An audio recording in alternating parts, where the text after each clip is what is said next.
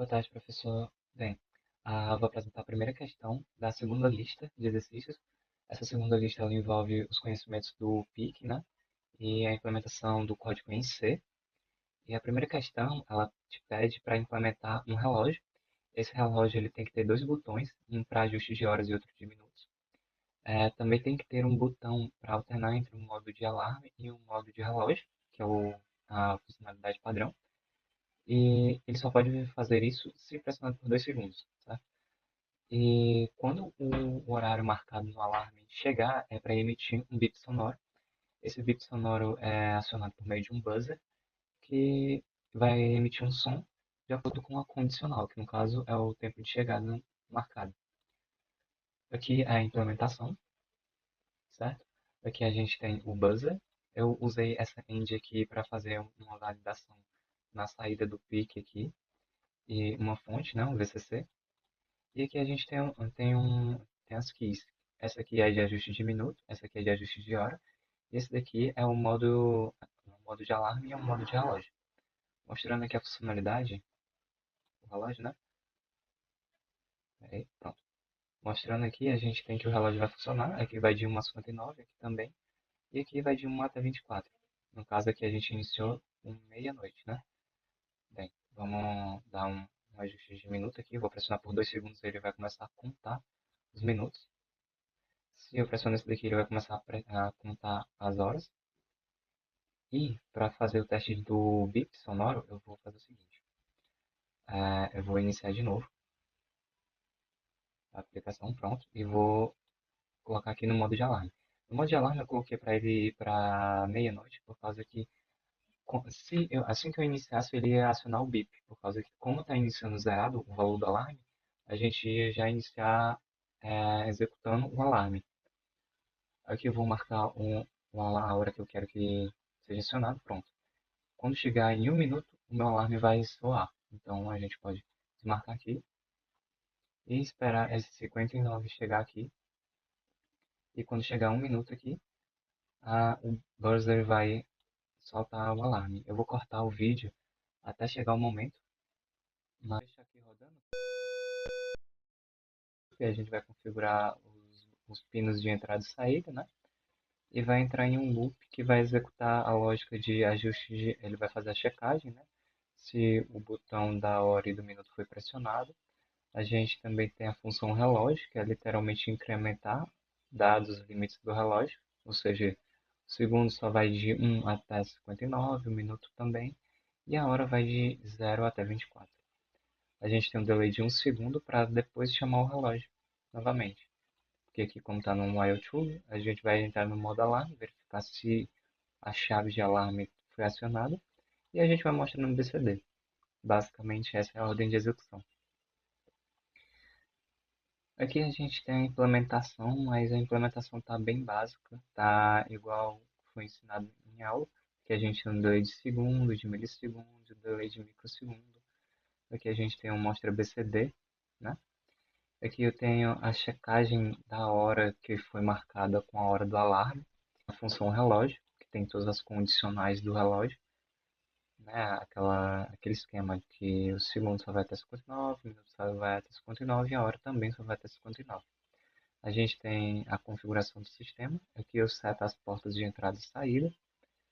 Aqui eu tenho a minha função, né, de ajuste de minuto e ajuste de hora. Ok? E aqui eu tenho a função de salvar a hora ou a hora do alarme. Né?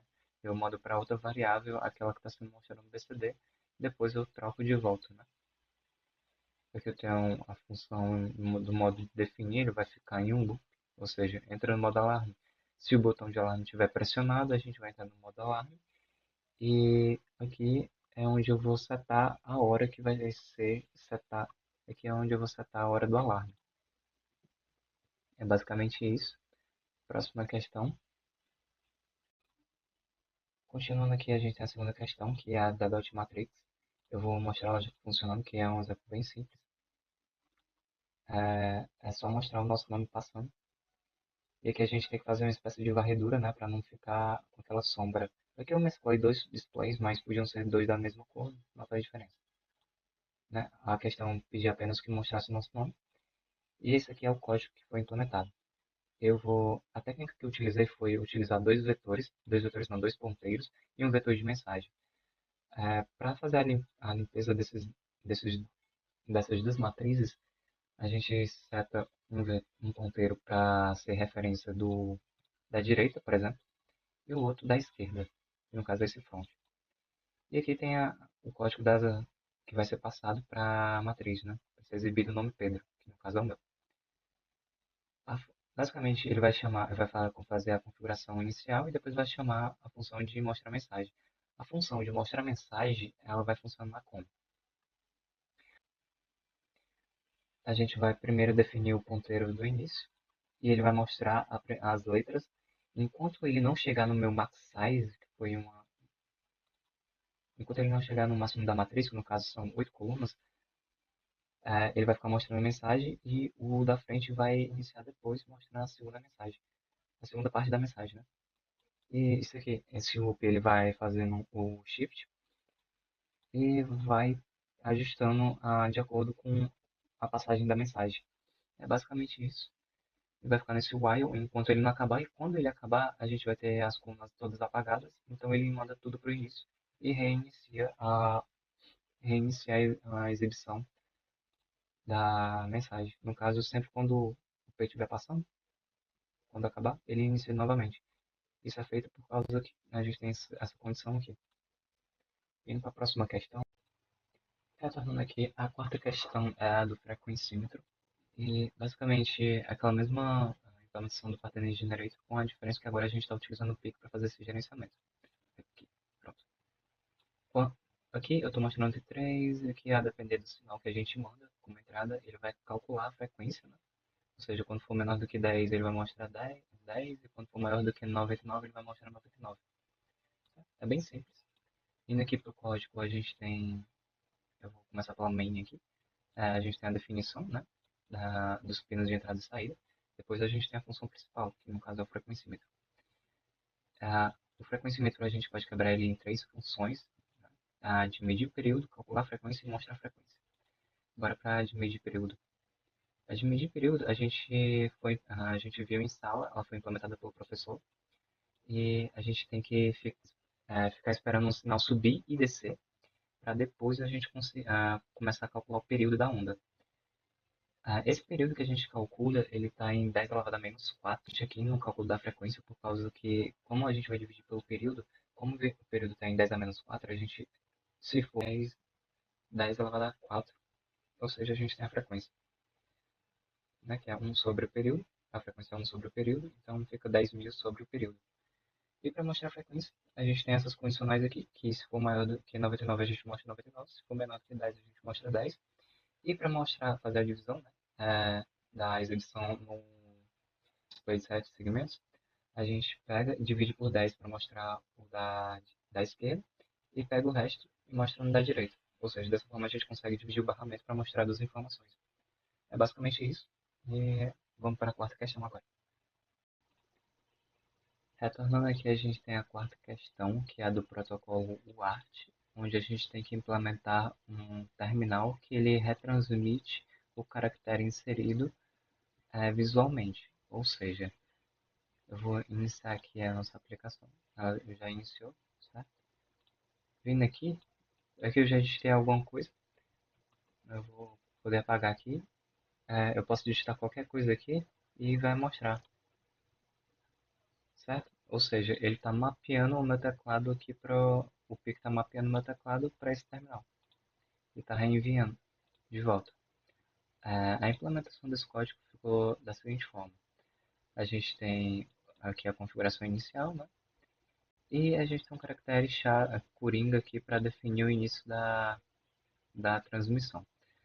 A primeira coisa que a gente vai fazer é receber a sequência de caracteres que a gente está enviando. Ou seja, vamos aqui na ordem, tá, receber.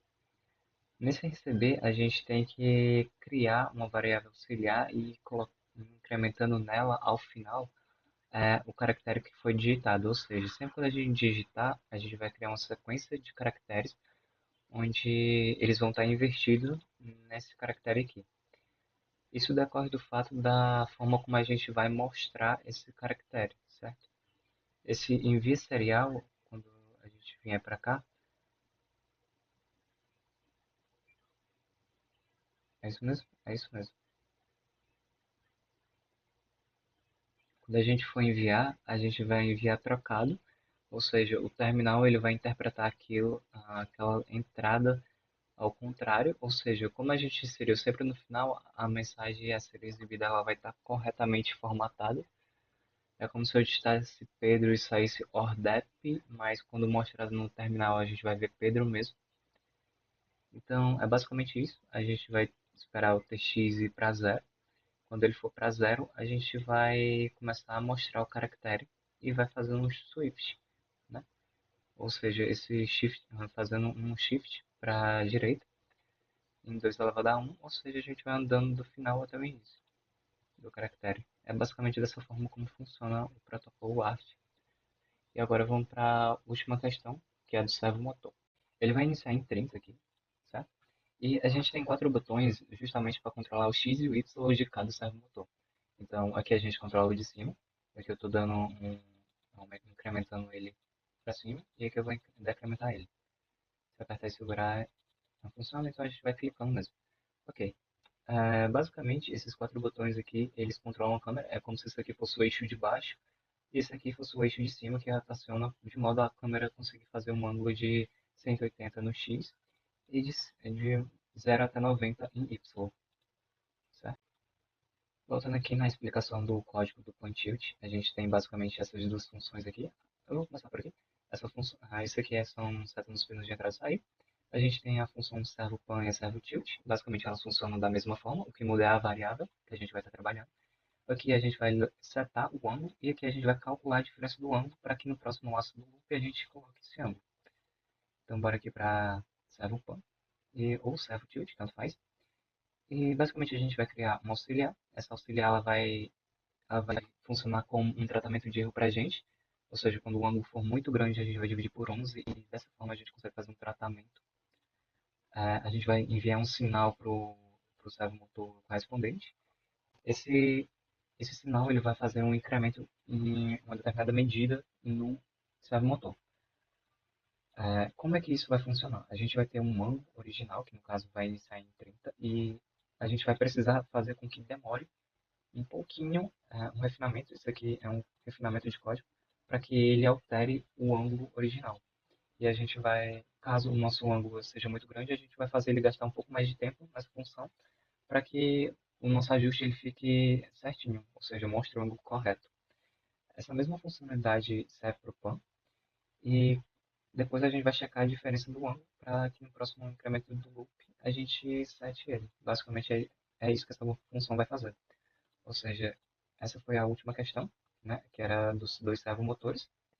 Com isso a gente encerra a lista, a segunda lista que é do PIC.